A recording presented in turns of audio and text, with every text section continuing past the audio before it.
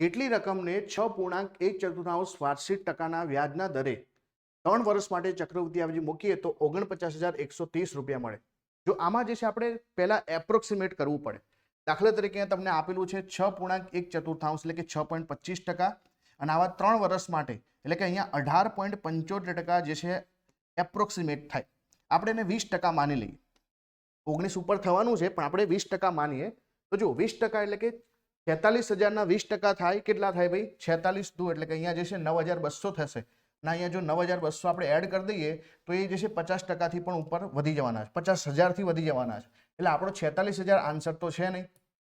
બીજું આપણે 40,000 લઈએ તો 4 દુ 8 થાય, 8,000 થાય, એટલે કે 40,000 પણ આપણો આન્સર નથી. હવે આપણી પાસે બે ઓપ્શન બચ્યા છે, બંનેમાંથી એક એક લઈને સ્ટાર્ટ કરીએ.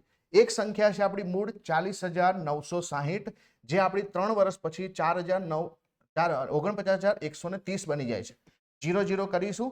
હવે 3 વર્ષ માટે છે એટલે ઘનમૂળ કાઢીએ તો આ જે છે 16 નો ઘન છે, આ જે છે 17 નો ઘન છે. આનો મતલબ કે 16 આપણને 1 રૂપિયો વ્યાજ મળે છે.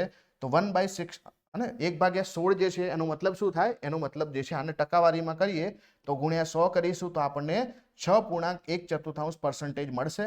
એનો મતલબ કે આપણો જવાબ જે છે આ ઓપ્શન નંબર એ બિલકુલ સાચો છે.